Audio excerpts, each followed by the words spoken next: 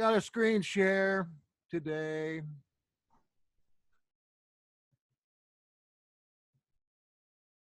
Can you hear me? I know Yes, sir. my mic's kind of low. I thought I would take a look at the attempt to murder James and Paul. Most of this you already heard, of course. Nothing much new. However, I tried to put down some more of the passages that kind of point toward some conspiracies here. And I looked at these passages from the Antiquities and from the Acts and from the Nazarene Acts, somewhere else. And I found there were a lot of words in common. I've come to think that words and names in common mean something. So, first of all, I looked at a timeline of Paul. And this timeline, I don't know exactly what their source is, says that from 30 to 33, Paul persecutes the followers of Yahshua of Nazareth. All right, so like they think that he died from 30 to 33 to be resurrected. So they're kind of overlapping the two here. So I'm kind of thinking it's just something they're speculating. But this is the time that he was supposedly breathing murderous threats. And it reminded me so much as I read it today of one of the translations, the old Revised Standard Version, I think, of Matthew chapter 2, where Herod is breathing murderous threats or something very similar to that.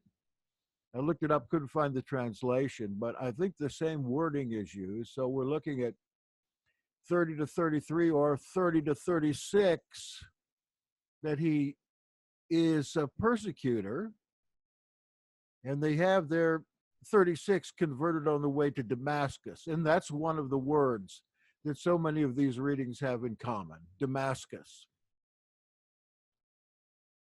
He goes to Arabia.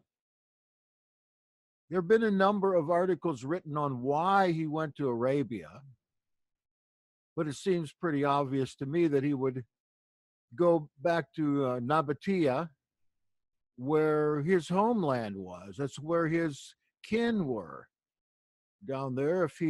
If the genealogy is correct, according to Eisenman, regards to him being a Herodian, he comes in the direct line of Salome Herod, and that would be a Nabatean line. Maybe that's where he went for 3 years. But then again, there's another theory that he might have gone to Arabia, that is someplace like Bethabara, or to the east side of the Dead Sea, to some settlement of aesthetics. Like I know in one book I read that he may have gone into a cave to meet Jesus himself. I think that book was by Gershom Scholem, called The Nazarene. Very hilarious when he meets Jesus and tries to get Jesus to fulfill his destiny, so to speak. You got all these people believing in you, and I see you're still alive. Come on, I will make a star of you. Of course, the Jesus in that book wouldn't have anything of that. He's kind of portrayed as just a dumb old shepherd, that's been traumatically wounded and has suffered from PTSD from his experiences. And he returns to Damascus, and I'm thinking that certainly this account of him going into Damascus, well, maybe we ought to go down to that. Let's just start out with the scripture I have. This all goes back to the theory that we can't help but come across in the Nazarene Acts, Book 1, chapter 69 and following. Here we have a couple of these names again that they are in common with every one of these passages. Gamaliel and Caiaphas.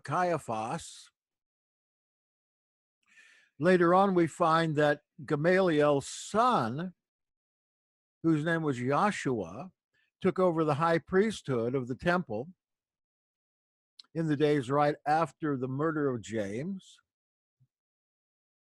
Gamaliel was, of course, thought to be a disciple. We see that here and there. And seeing as how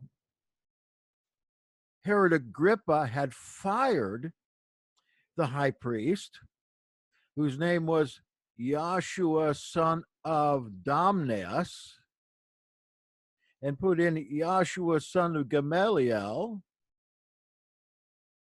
this might even be because this particular family was good toward this messianic movement, this zealot movement, and perhaps Agrippa, who wasn't that bad of a man, perhaps Agrippa was trying to throw them a bone after the death of James. Let's bring that up now because we'll get to the actual writing on that.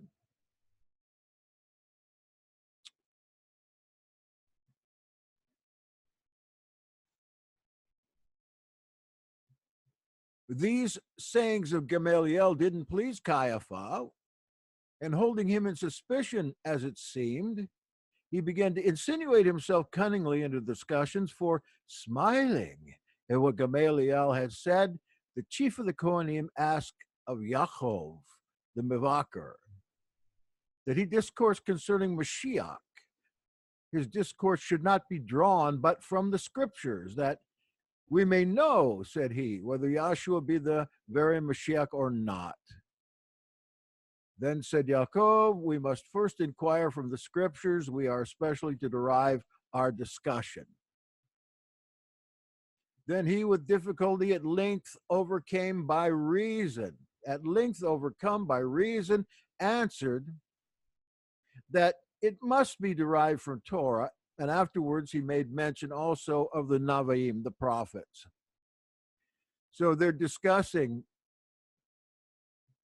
this messiahship of Yahshua, the way I understand it, and they're consulting James on this. It almost sounds like the other passage from Eusebius and Hegesippus, where James is taken up to declare from the parapet, that is the foundation of the temple. Remember, the temple was way up in the air, about 40 feet or so, so I read. And where James was at length thrown down, buried alive, buried up to his neck, and then stoned at the head before the Fuller's Club came down and finished the job. So they began to search the scriptures, and Yaakov began to do some exegesis here in this section that I've got kind of whited out because it really doesn't have a lot to do with what we're talking about here, except the two comings of Mashiach, one as a helpless babe, the other as a king. And then we go down to the famous chapter 70 of the first book of the Nazarene Acts, and the tumult raised by Shaul. Some have dated this to about 34 AD. It's got to be later than that, 36 at least. And when matters were at the point that they should come and be immersed, that is the crowd there on the temple steps, obviously he was leading them in a rebaptism service of some kind, or a baptism service. Some one of our enemies, entering the Hekel with a few men, began to cry out and say, what mean you, O men of Israel? And of course, how many times have we read this? It's a funny thing because here we have who evidently is Paul, or is described as having letters from the chief priests. He himself mentions Shimon the magician. Why are you led headlong by most miserable men who are deceived by Shimon the magician? I have a hard time seeing this enemy and Shimon to be the same person. As a lot of people have speculated, because Paul doesn't seem to have any of that kind of Gnostic religion in his letters, with the exception of maybe Colossians and maybe Ephesians a little bit, Colossians 2 in particular. And Yaakov is here arguing with him or refuting him from Torah and prophets. He is raising up the people to raise a tumult. I guess that is a riot,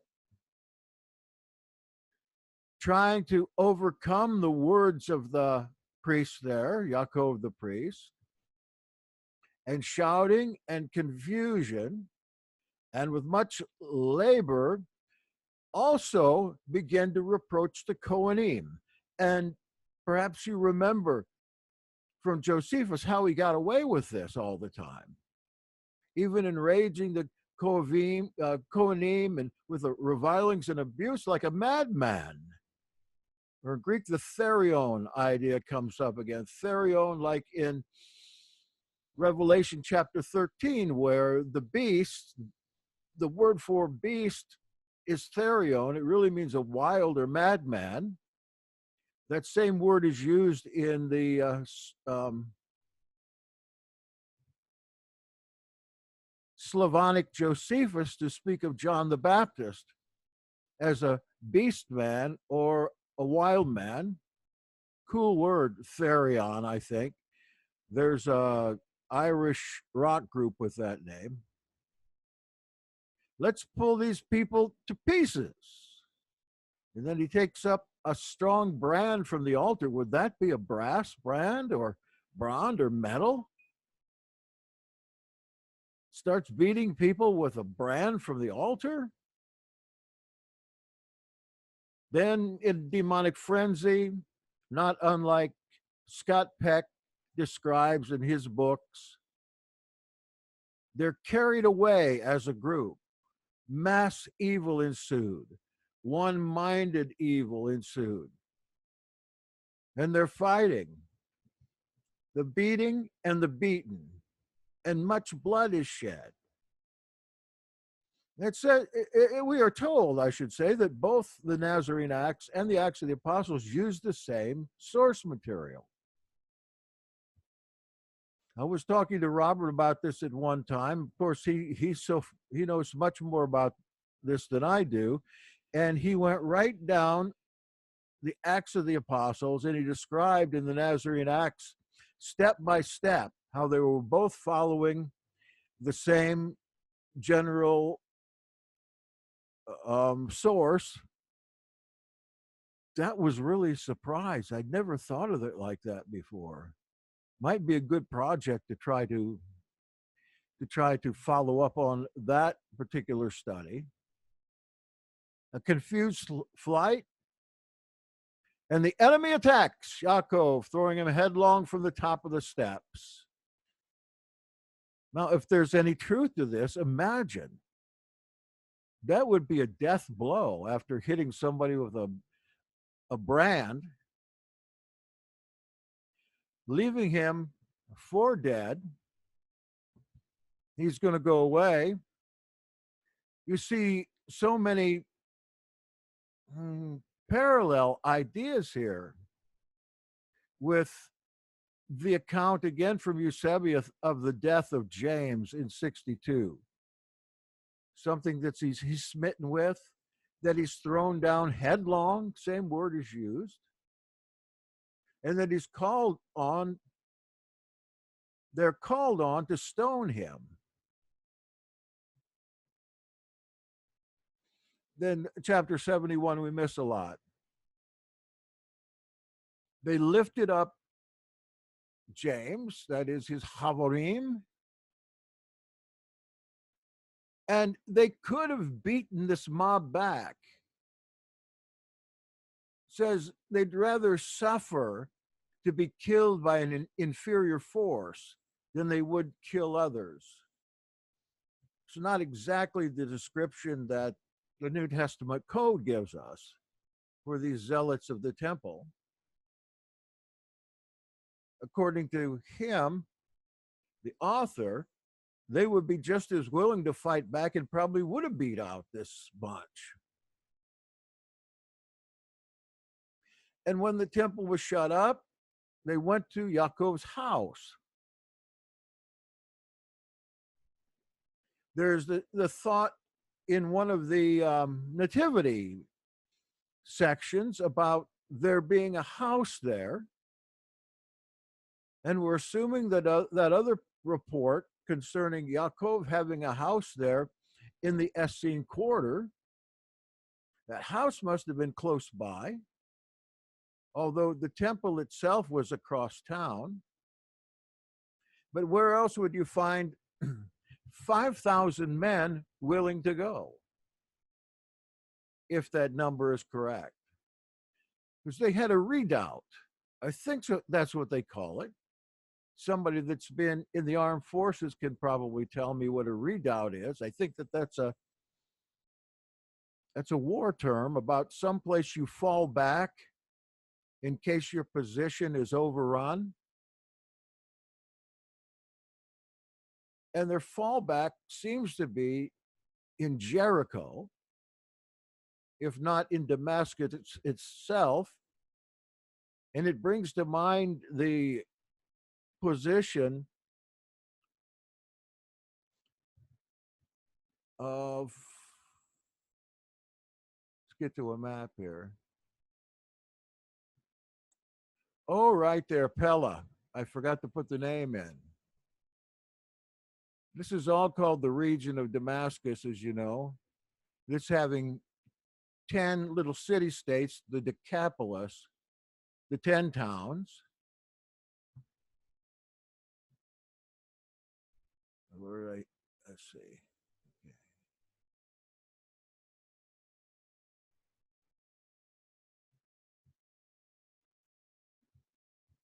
And there's the house, speaking of. And there they spent the night in prayer. After 3 days, one of the brethren came to us from Gamaliel, who might have even been Joshua, the son of Gamaliel, bringing to us secret tidings that the enemy had received a commission from Caiaphas that he should arrest all who believed in Joshua and should go to Damascus with his letters, and that they're also employing the help of the unbelievers. He should make havoc among the faithful. Now I'm wondering, the new high priest in 62, is this Joshua, son of Gamaliel?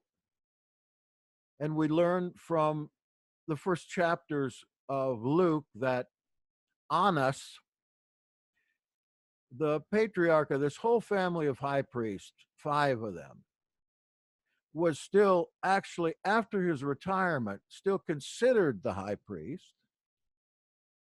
And I would think somebody as famous as Caiaphas, who has an opulent family tomb that was been discovered in the last few years, would certainly have been overseeing what was going on at this time in the temple, even that late of a date.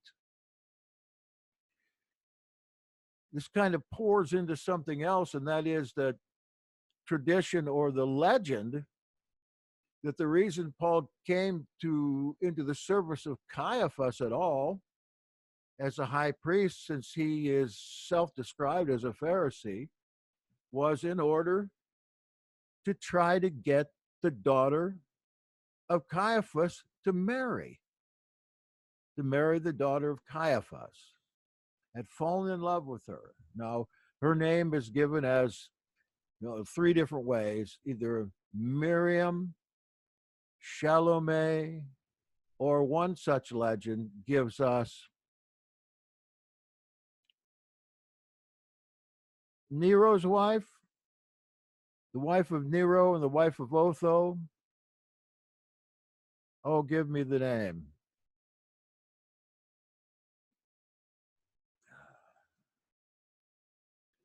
Poppaea.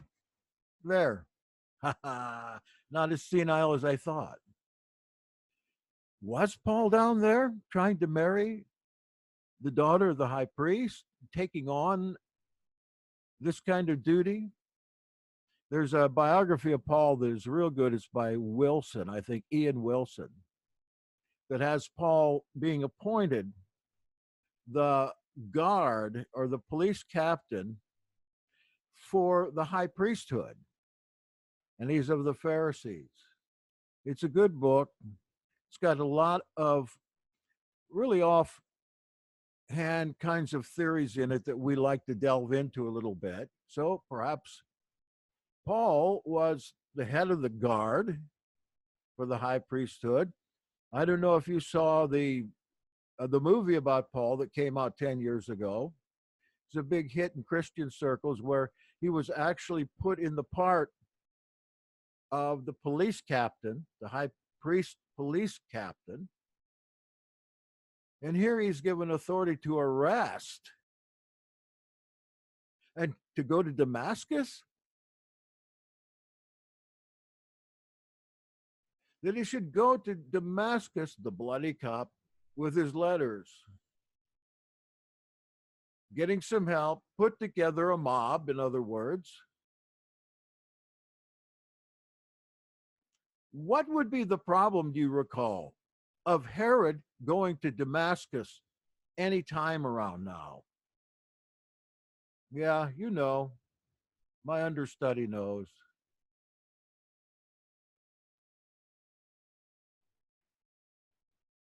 You probably remember the king of Damascus, what his name was. I don't remember. Huh? You don't? I don't remember the name, but I remember they were at odds, and if he had gone there, he would have been killed. It was a war between something about marriage, I believe. I don't remember. There's been so much. Yeah, let's pop down here. Acts chapter 9. Saul, still breathing threats and murder against the disciples of the master, asked for letters to go into the synagogues of Damascus. Was that the redoubt of the 5,000 that were going to stop by Jericho and see the shrines of the two disciples whose sepulchres whitened of themselves every day? That particular archaeological site that supposedly has been found now? But to go get guys and bring them back to Jerusalem. And then the light flashed. But yes, the king, oh, I know his name any other time. I'm not good at names this time of day, I guess. It'll come to me. The king's daughter was the king's daughter was the first wife of Herod Antipas. And the King Herod Antipas had this wife taken to Machaerus, the Herodian fortress, and held in prison there while he went up north to visit his brother Philip and take Philip's wife, Herodias. So he brings Herodias back to Jerusalem, who has this child named Salome, who danced before Antipas for the head of John the Baptist. The same girl whose family Paul is paying homage to in Romans 16. When he says, greet my kinsfolk, kinsman, Herodian. So all these different little clues give us the idea that Paul was a Herodian.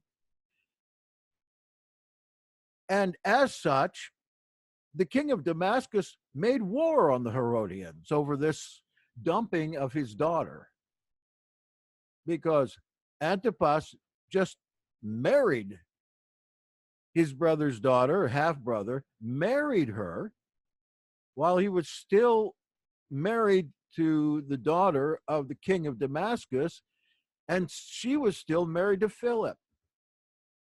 Took her to Rome even.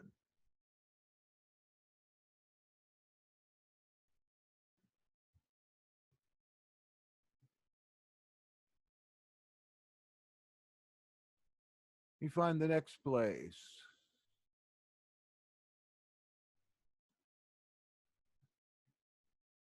You think I'd find, I think I wrote down the part where he goes to Damascus. I'm not sure.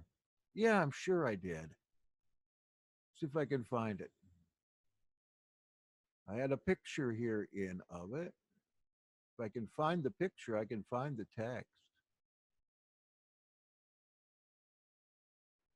Oh, yeah, it's in the Acts 9 again.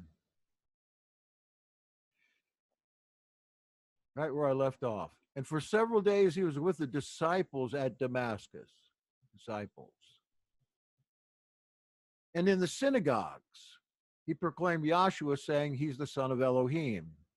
And all who heard him were amazed and said, is not this the man who made havoc in Jerusalem and those who call on his name? And he has come here for this purpose, to bring them bound before the chief priests.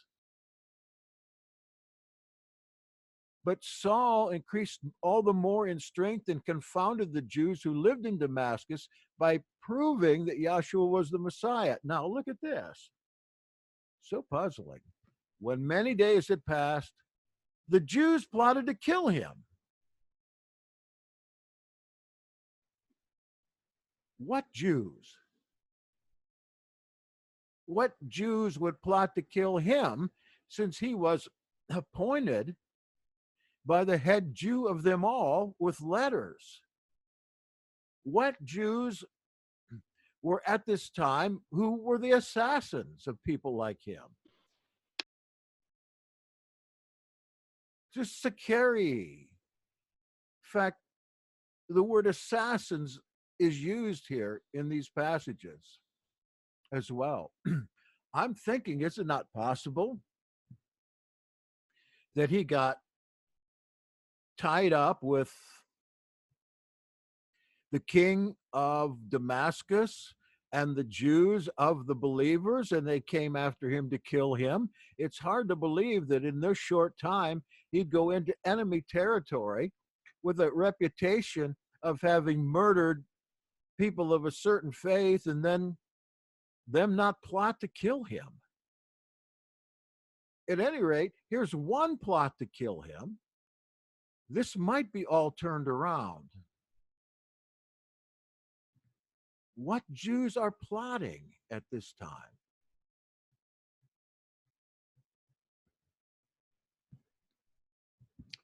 For they're watching the gates day and night to kill him.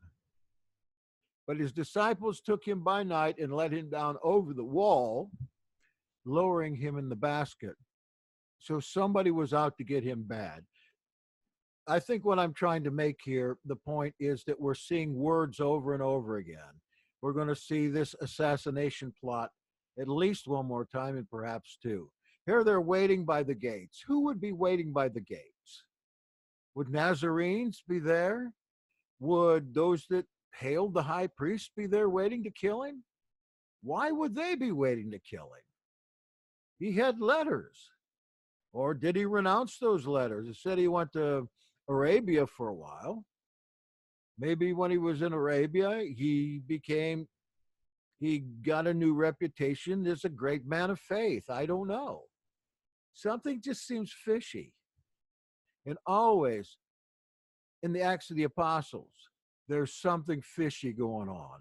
Every chapter, there's some veneer there that a critical reader will catch on. There's a veneer, there's a story there, but there's something right under those words you could almost rip off and see.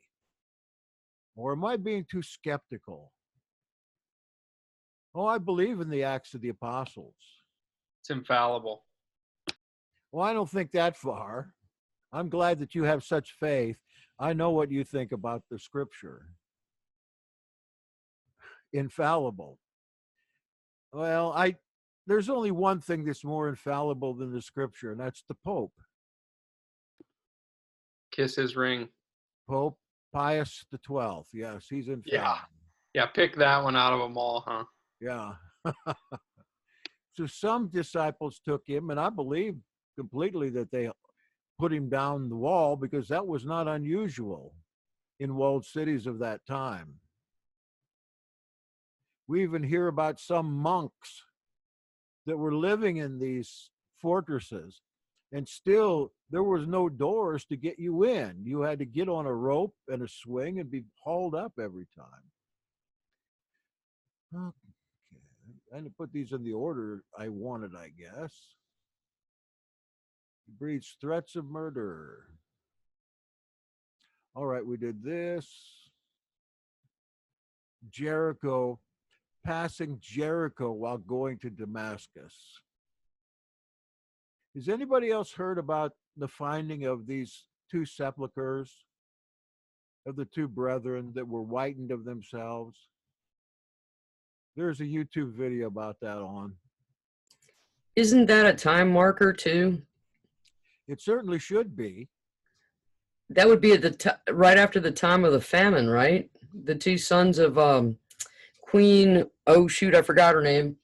Queen Helena. Queen Helena.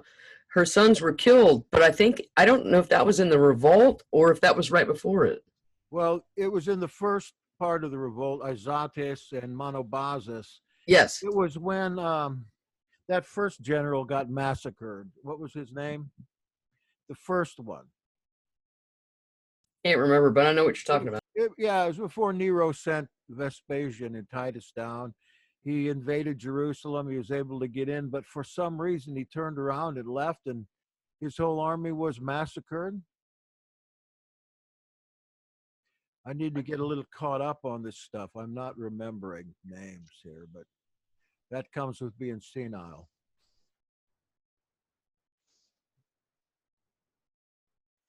Now, this story, the light flashing from the sky all about him and him falling to the ground. There was an art painting in Bible Review one time it was an artist's rendition of this particular case, and Paul was riding a horse and he was falling off his horse. Or would Paul be walking? There are several articles just about that. Did Paul ride a horse?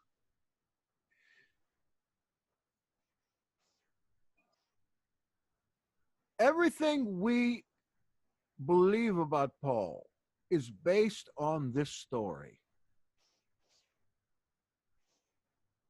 And there are three versions of this story in Acts. One of them is in the mouth of Paul. Yet I wonder, with the boasting Paul does, why does he never tell this story? Is there anything that really is like this in the letters of Paul that you remember? No. And I was thinking about that the other day. It's almost like some of the stories that are attributed to Yahweh in the Tanakh to make him seem like a more powerful God, more powerful Elohim, that are repulsive to us. And we get a lot of flack from American atheists as to how could a God do this, as if it's a negative thing. But back in the day when maybe they had Elohim do that, it would have been a positive thing in their society, and they were trying to pump him up. In the same way, this story could very well have been put there by the author of Acts to show the awesomeness of the encounter. But, Paul wasn't. He didn't shy away from bragging. No. So it seems funny that it's not in any of his letters. Yeah. I think that Epaphroditus wrote this book.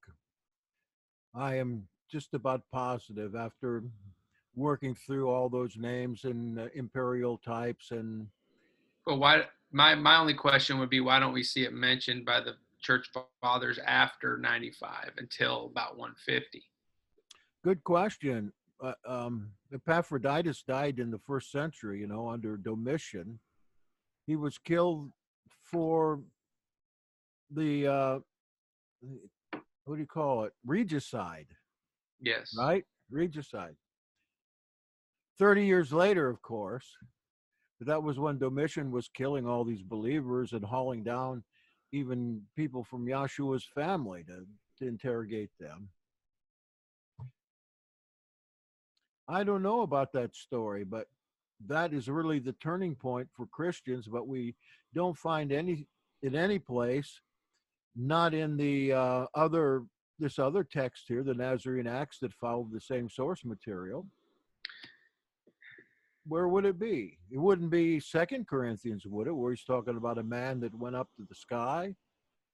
No. I think it's got to be a later literary device, and it's got to be to a group of people that is a more esoteric thinking people. Mm-hmm. I think if that story is put in first century, mid to late first century Judaism proper, they're going to say, you can't witness of yourself. I mean, that's just going to be the obvious, immediate. I mean, you even see that argument already. I mean, you see Tertullian using that argument, for goodness sake, a century and a half later. Mm-hmm. It just wouldn't fly. Yeah, it wouldn't. Especially among believers. And it would have to be late into the first century or later. Seems like it would, instead of being capped, it would have been put to the trash heap. Yeah. All right. So here we go to the Antiquities, Book 20, I think the most interesting of all the books of the Antiquities by far. Therefore, Ananus, remember, he was the high priest that came in, and while the governor was gone, he had James murdered. Ananus was of this disposition. He thought he now had a proper opportunity to exercise his authority. Festus was dead, and Albinus was still on the road. He hadn't got there yet. So, without permission, Ananus assembles the Sanhedrin and brought before them the brother of Yahshua, who was called Messiah, whose name was Yaakov, and some others, or some companions, again, a word that is mentioned over and over. And when he'd formed an accusation against them as breakers of the Torah, he delivered them to be stoned. But as for those who seemed the most equitable of the citizens, and such as were the most uneasy at the breach of the laws, they disliked what was done. I suppose you remember what happened to Ananus then. The Sicarii got a hold of him and knifed him to pieces and threw him over the Jerusalem wall in the end. You would think that there would be a vendetta against him if these who were zealous for the Torah wanted revenge. They undoubtedly plotted his murder. But in a lot of the Jewish war, you've got Ananus as a character there, talking back and forth to John of Giscala and Eleazar and Shimon. He's the opposition to them in the councils of government, and finally they do away with him entirely. He was also a compatriot of the father of Josephus, Matthias.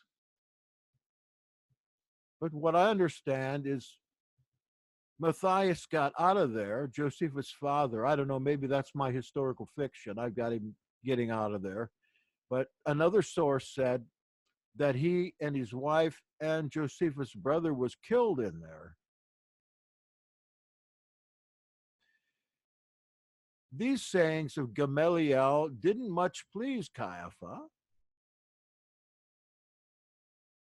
And we're going back to the Nazarene Acts, looks like. And holding him in suspicion, as it seemed, he began to insinuate himself cunningly into discussions. Yes, here it is we did this with Yaakov. We've already done through that. Okay. We've already gone through this.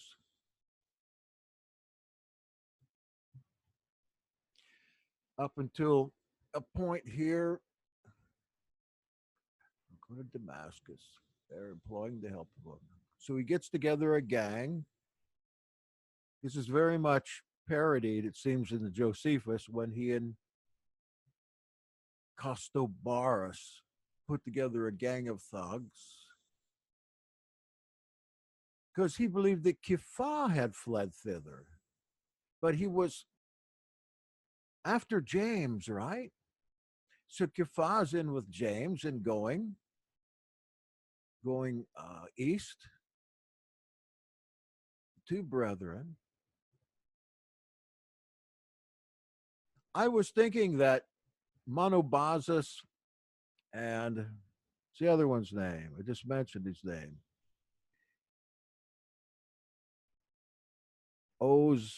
I can't remember. The two brothers that came from Adiabene, the sons of King Abgar the Black, that came and joined the insurrection against Rome on the side of the Jews. You remember they circumcised themselves, shaved their heads, came over as a response to Yeshua in the generation before healing their father. We have those famous letters that Eusebius says are genuine and authoritative, that he went over to Edessa, to the city records building, and went in there and found him himself, where Abgar the Black and Yeshua had written back and forth.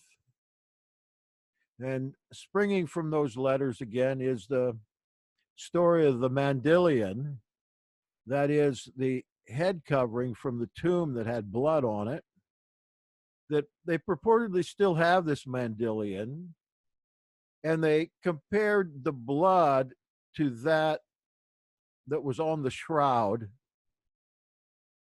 and they got the same blood.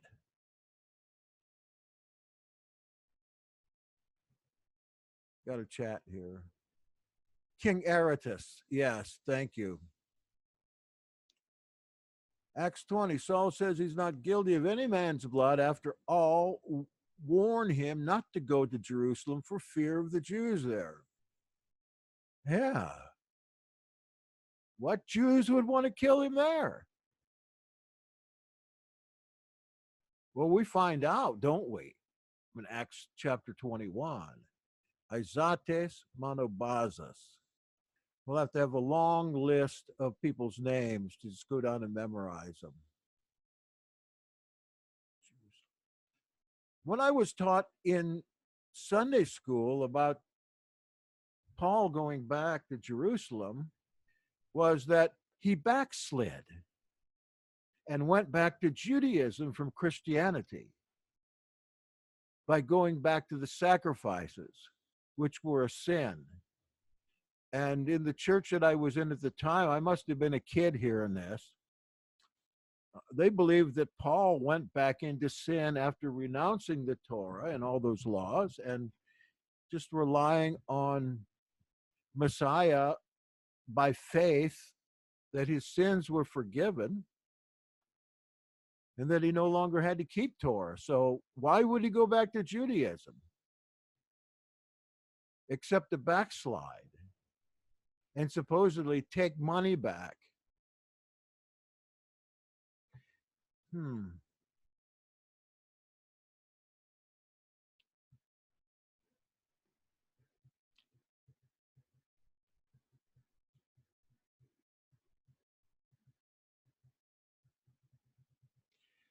Then we go on to Antiquities, Book 20 again, this time 9:4, which is right after, let's see, yeah, right after 9:1, that is Book 20, chapter 9, verse 1, where we have Yahshua and Yaakov, the announcement of the death of both of them. And then right after, 3 verses, we have on which account, that is the king, I suppose, a sedition arose between the high priests. A sedition would be against the secular government, right? We're speaking of maybe against the Herodians. We're also speaking of higher priests versus lower priests or lesser priests. This is the idea I get when I read the other accounts of James stoning and being thrown off, is that there's a tumult being raised there by those that follow James, which he or his elders regard as those who are zealous for the Torah. They got together bodies of the boldest sort of people and frequently came from reproaches to throwing of stones at each other. That sounds about right. But Ananias, who I'm supposing is the same as Ananus, or there was an Ananias that was a high priest, kind of hard to tell. He was too hard for the rest by his riches, which enabled him to gain those that were most ready to receive. So he's hiring. He's hiring. Costobarus also, and Saulus. Now here I'm thinking again, Paul and Barnabas, Costobarus. I tried to study that name back as far as I could get. And what I finally got was this was the son, one of the legends, that he was the son of the king of Cyprus. And then we remember Paul's mother's name was Cypros, and his sister's name was Cypros. And there are 3 Cyproses in his family, which is the way they spelled and understood Cyprus. The Kittim, same place as the Kittim. You know what I'm talking about. So they get together a multitude of wicked wretches. And this because they were of the royal family. Oh, you all know this. And so they obtained favor among them because of their kindred to Agrippa. So we're talking about in the 40s now, because Agrippa died, I believe, in 44. We're talking about just a couple of years. This does not fit in if James' death is in 62. And this is one thing we read in a footnote in the New Testament Code. Oh, there's about 20 years difference. I thought, oh, well, you come to find out 20 years means nothing when it comes to these histories and legends and all. They're written in hindsight. I'm not sure I would know if something happened in 83 or 63. I was still eating popsicles both times. But still, they use violence with the people. Technical term. Ha'am, the people in general, the Jews. And were ready to plunder those that were weaker themselves. They're mentioned another time too, fomenting riots and bringing forth gangs. And from that time, it principally came to pass that our city was greatly disordered, and all things grew worse and worse among them.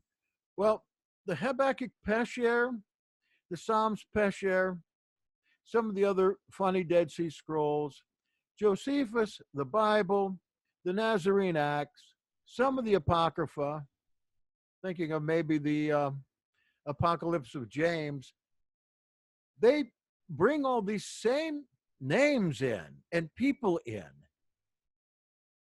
Different times, different places, but almost the same stories with this or that twisted around. We go up a little more to book 29:4. King Herod Agrippa built Caesarea Philippi, that is Philip's Caesar.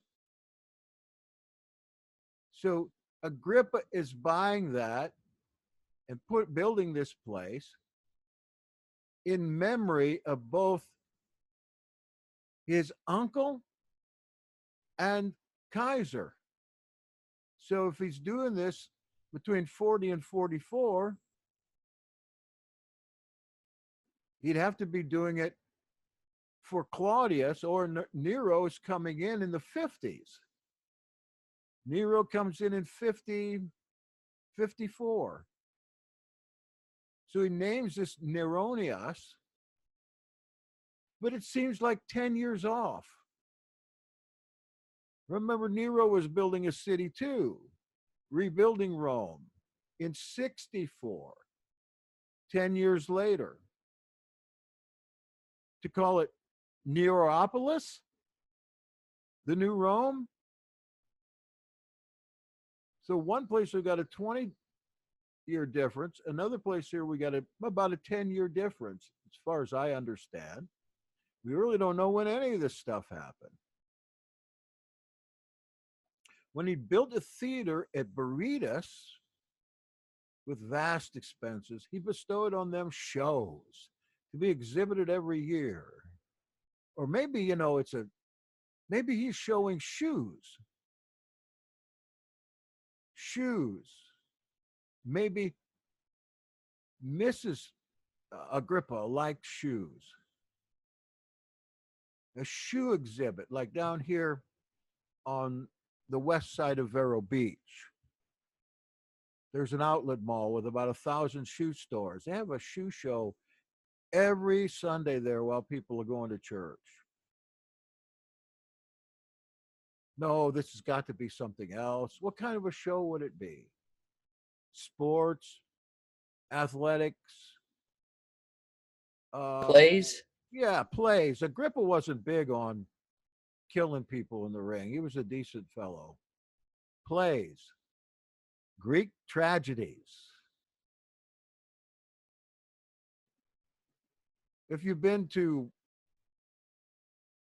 Israel, Galilee, just a few miles north of Nazareth, there is a big theater in Sepphoris. It's still there. When I read theaters or stadiums, I think of that place. It might have held several hundred people. It was just small. Exhibited shows, spent there in many 10,000s of drachmae. He also gave people, must be popcorn, the large popcorn for the show. See, large popcorn. And oil. You can't have popcorn without oil. I don't know how much you can try to bake it, but it won't do you much good. And adorn the entire city with statues of his own donation, probably of him. Remember what Acts says about Agrippa. Acts is mixed up. He thinks Agrippa's the one that came out and called himself a god and was eaten of worms, but I believe that was Herod the Great. Agrippa didn't have any money, He was in debt all over the world. He had to borrow money from everybody. Finally, you might remember that Caligula, He was Caligula's boyhood friend, so Caligula made him rich and paid off all his debts.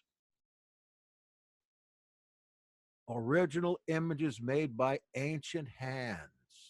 Nay, he almost transferred all that was most ornamental in his kingdom thither, just like Caligula did. This is a hint at Caligula here, because Caligula tried to empty Greece of all the famous statues, especially the ones that were conveyed with silver and gold and bronze. He was bringing them all over, putting them up all over Rome, taking them all from Greece. I don't know if Agrippa did that, but certainly his big old friend Caligula did. And Nero did too. Nero's favorite country was Greece because he got such applause over there. He was a big star in Greece. He was like a movie star. Not in Italy, but in Greece. He won all the awards for singing and for dancing and for tragic plays, even some comedies. Yes, lute playing, and he probably played the oud too. How's your oud playing coming? Okay. So he wanted to adorn this new city. And this is at Berytus. Okay. Now here's where this Joshua, the son of Gamaliel, becomes the successor of Joshua, the son of Damnius. And still there's another Joshua in there, the one that got hit on the head with a cannonball, which the king had taken from the other, the high priesthood, on which account a sedition arose between the high priests with regard to one another. And we've gone through this again. They threw stones at each other, etc. Ananias wins out because he's the richest. And here again, we've got the wicked wretches, violence against the people, and so forth. And then we come finally to our denouement, Acts 21, Paul's journey to Jerusalem. And this thing is loaded, if anybody has the time to just think about it. When we had parted from them and set sail up here by Cyprus, they're up here someplace. They came by a straight course to Kos, which is a little island, I think, and the next day to Rhodes. Rhodes, there's a reference to Rhodes in Revelation chapter 10. The Colossus there? The Colossus of Rhodes? Certainly, John is seeing this in his vision, even though that Colossus fell down 200 years before he wrote. Remember the colossal man with 1 foot in the land and 1 foot in the sea? He had a rainbow around his head. He probably was gay because he had a rainbow around his head. Or he was one of those giants, we were looking at last Shabbat. So a ship crossing to Phoenicia up here, went aboard and set sail. They came in the sight of Cyprus. Leaving it on the left, we sailed to Syria. So we must come around this way. And landed in Tyre to unload. Stayed there a week. Though through the Spirit, they told Paul not to go on to Jerusalem, right? Good for you. Then they departed after 7 days, and they all, with wives and children, brought us on our way till we reached outside the city, and kneeling down on the beach, we prayed and bade one another farewell. And then we went on board the ship and returned home to Ptolemy's. Whoop. Right down the pike here. Caesarea. That was the Roman military headquarters. I call it Caesarea because that's the right way to pronounce it. Where did we ever get Caesarea? I don't see it there. It stayed with Philip, who evidently was in Caesarea. Next week, at the same time, same place, if you can stand me stumbling around again, I want to look at the historicity of Philip's life, especially through the Acts of Philip. I did a restoral of that book, and the story is fairly consistent and believable. And then in 2011, they found the ruins of these places that are spoken of in that book, including a place of Philip's tomb. And Philip had 4 unmarried daughters who prophesied. And then Agabus, the locust, I think that means locust in Greek or maybe Aramaic. Agaba came down from Judea and coming to us. This is a guy, Agabus, that we read might be interpreted as Abgaras. Speaking of the king again of Adiabene, you switch the 2 vowels, you got it pretty close. And he took Paul's girdle.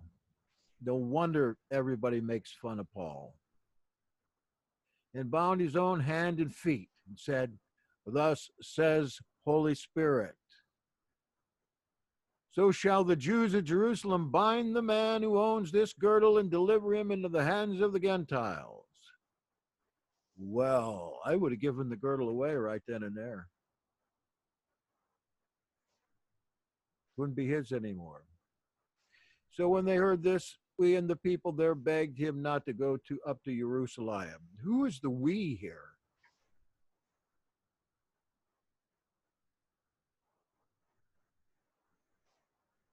You know, Epaphroditus was on this trip.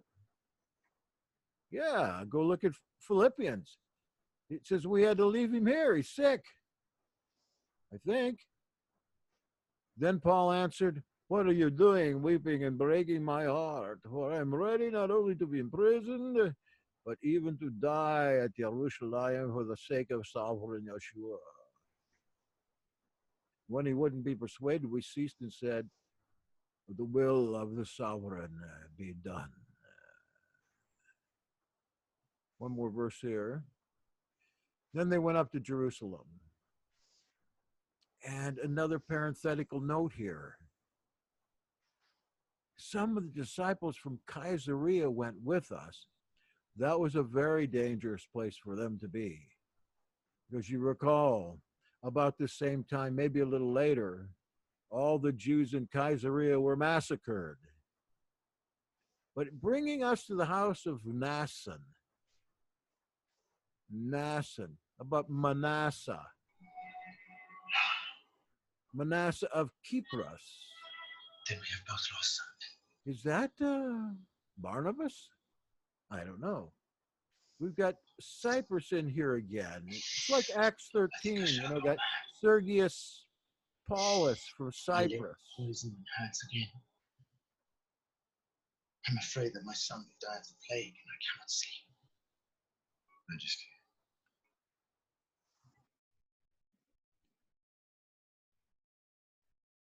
Here's where we get to the meat. The brethren received us gladly. Was it a put on? Was it a ruse? Ruse? On the following day, Paul went in with us to Jacob. Again, whoever's with him is here at this time. And all the elders were present. After greeting them, he related one by one the things that Elohim had done among the Gentiles through his ministry. And when they heard it, They glorified Elohim, and they said to him, looky here. See how many thousands they are among the Jews that believe. Actually, the word in Greek is myriads. They're all zealous for the law. Zealous. They're zealous for the law, zealous for the Torah. And they have been told about you that you teach the Jews who are among the Gentiles to forsake Moses. That's a tip-off right there. Whoever's writing this is playing both ends against the middle. At least I feel that way in a critical reading. We're welcoming you with open hands. But I'm going to tell you, aren't you the one that teaches all the Jews to forsake the Torah and Moses, no circumcision, or to observe the customs? I've said many times that if Paul went to Europe, he couldn't do the circumcisions. He couldn't keep the customs, or he wouldn't last long. Looked like he was more than willing to do what they wanted him to do, since he has his own armed guard. And in the Sonini manuscript, it talks about him going with a whole legion of troops all through Europe. That's true. What then is to be done? They will certainly hear that you have come, because we told them. We told them. In fact, you probably see two of us here, but you will not recognize us because we'll have a white sheet over our head. So do what we tell you. Well, they've already set up these four men. They are Greeks. The elders have this all set up. Of course, they leave James out of it. Okay? James is mentioned as being there, but they leave him out of this story. Oh, I know my mind's devious here. I don't want it to be right, but there's something going on here. So take these men who are under a vow. We just got them out of the Mithras temple, and we're all laughing our heads off. We're going to get your head chopped off.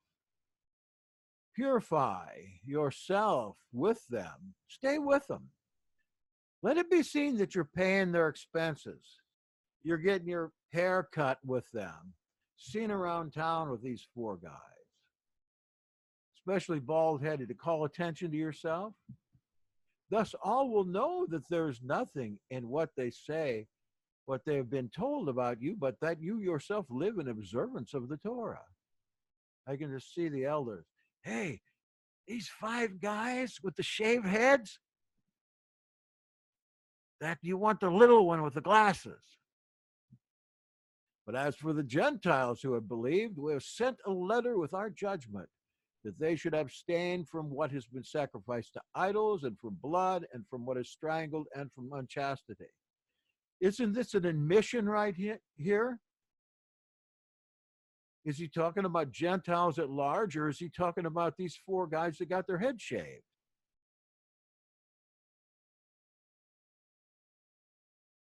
And is Acts 21:25 trying to reiterate the so-called Jerusalem Council of Acts 15? That people understand is a Torahless prospect? Then Paul took the men. He fell for it. And the next day he purified himself with them and went into the temple to give notice when the days of purification would be fulfilled, and the offering presented for every one of them. I'm wondering if the writer of this, whoever it was, didn't think somebody could see through this a little bit. Is it that obvious? Or is this just me?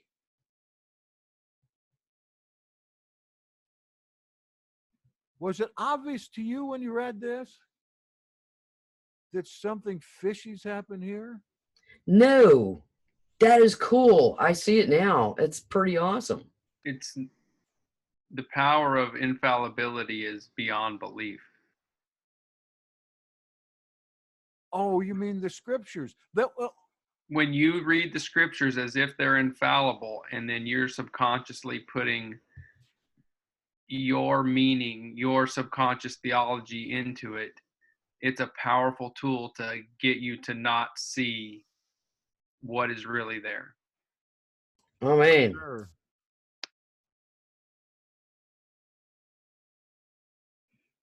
When the 7 days were almost completed, the Jews from Asia who had seen him in the temple stirred up all the crowd. They recognized him. He probably had some guys from Ephesus hanging around there. Some guys that didn't like Paul in Ephesus, or maybe in Ephesus, where some who say they are Jews but are not.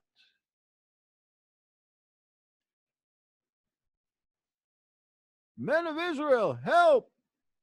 This is the man who is teaching men everywhere against the people and the law and this place. Moreover, he also brought Greeks into the temple. That's what this stone's for right here. It says on it, they found two of these things. It's the sign that says Gentiles in 3 languages. Don't go beyond this point or you'll be killed. So Paul probably walked right past that. For they had previously seen Trophimus, the Ephesian, with him in the city. What's going on here? And they supposed that Paul had brought him into the temple, and he probably did. Who was Trophimus' partner? Do you remember? Tychicus and Trophimus. Tychicus, he's the one that's angry all the time. He's ticked. Trophimus was a better boy. He got trophies. Then all the city was aroused, and the people ran together, and they seized Paul and dragged him out of the temple. And at once the gates were shut.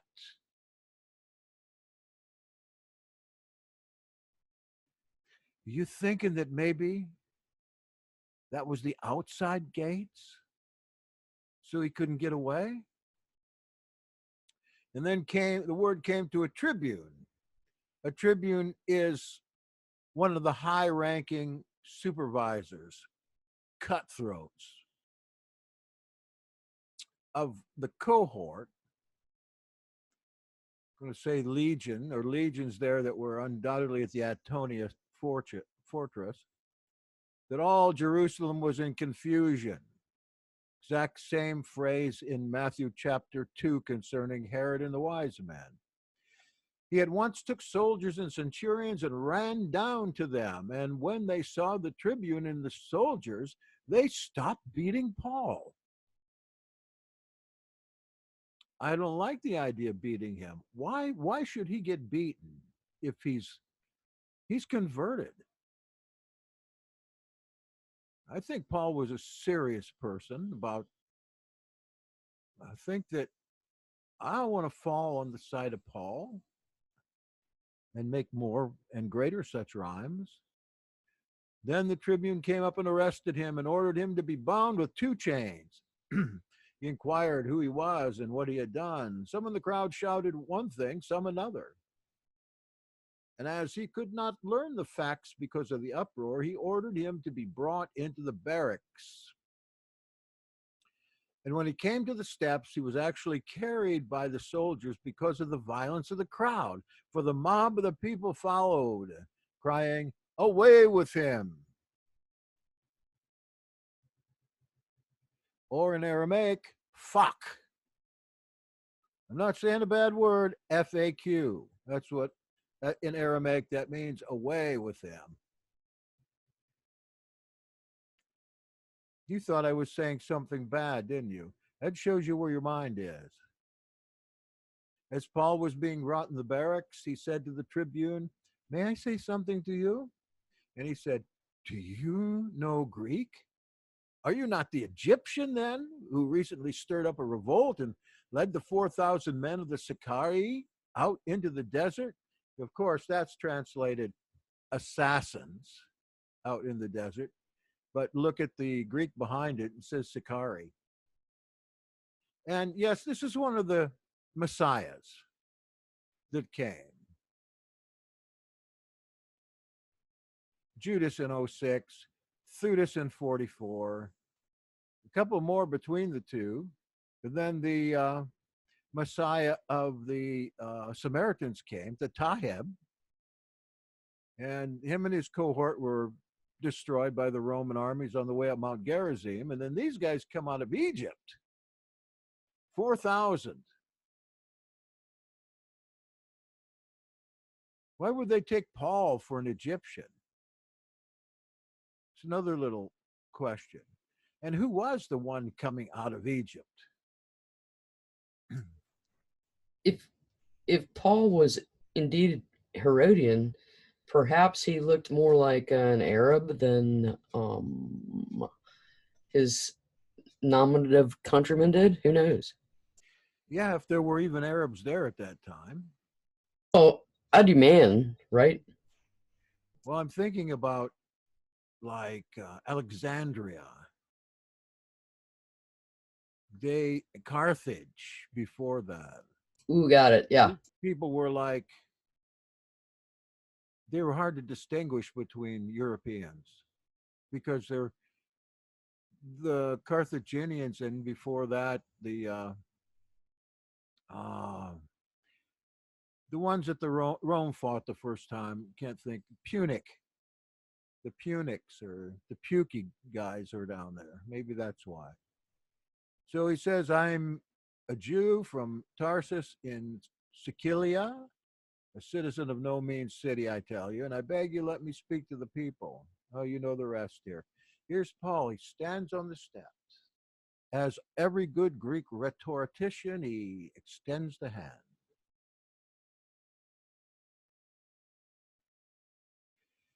And there's a great hush because they know when a person extends the hand, but what surprises them here, he speaks to them in the Hebrew language. Do you remember, was it Hezekiah that told the Aramaeans out there, don't speak in our language? Out on the other side of the wall, the story about the wall, I can't even remember where it is. But the heathens came and were threatening the Hebrews in Jerusalem in their own language. Hezekiah, I'm not going to allow you to talk anymore. If you're going to talk in our language, talk in your language so these people can't understand you. Romans didn't understand Hebrew or Aramaic, whichever one it was, probably Hebrew. Now he makes his defense, and he tells his story again, how zealous he is. Hey, I'm the zealous one. I'm brought up at the feet of Gamaliel, even though Gamaliel's son might be your high priest right now. It's not what you know, people. It's who you know. I did persecute the way to the death, binding and delivering to prison both men and women. The high priest, the whole council of elders bear me witness. From them I received letters to the brethren. He talked about the brethren before. Twice. The brethren helping him out. What brethren are they talking about here?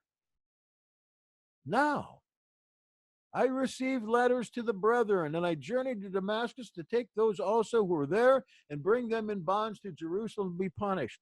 That's got to be a messed up interpretation, because he's got the brethren as these anti-Nazareans, these Sadducean guys, or whoever hired him, the Caiaphites. They're his brethren.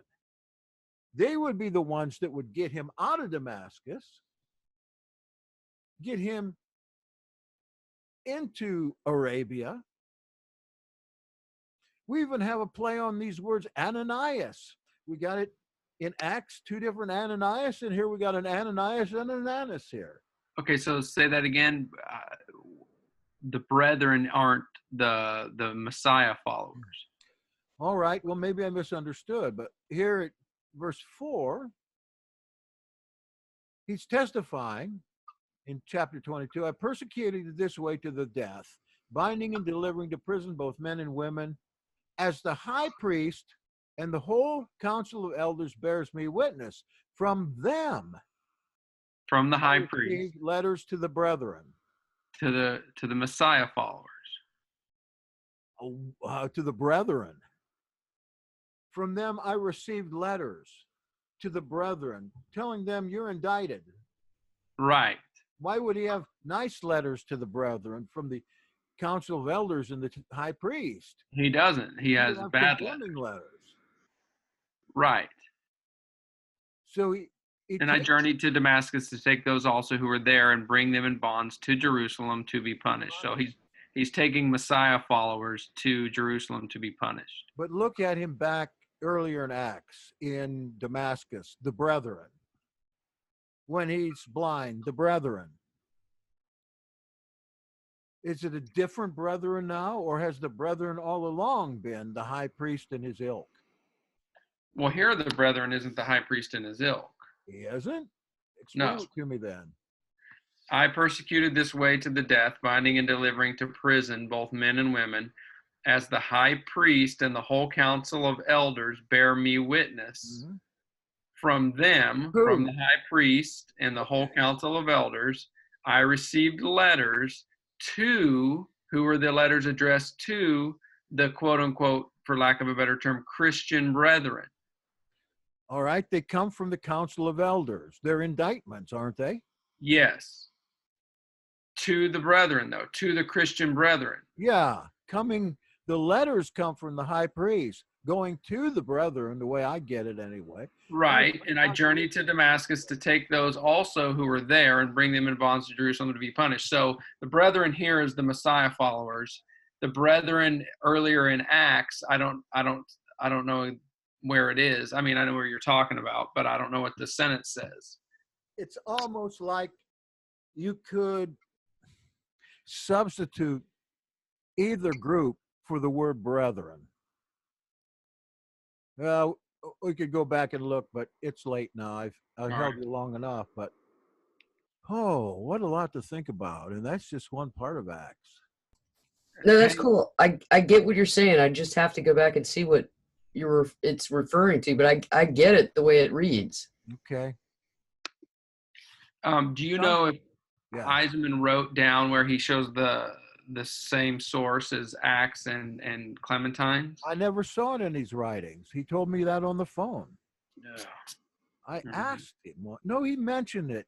He just mentioned in passing. And when I talked to him on the phone, I asked him about that. He says, haven't you ever been able to see that? I don't think it's in his stuff anyplace. But he went from one thing to the other, at least he went clear up until Acts 17 to the we section. Yeah, I'll get him to write that down. Yeah. Yeah, okay. Any comments? Good stuff. All right. Good stuff. Thank you. Thank you for coming. Thanks. I appreciate you. If you're sick, please get well. Can you hear me? Testing 1, 2, 3. That's Yeah, one for you.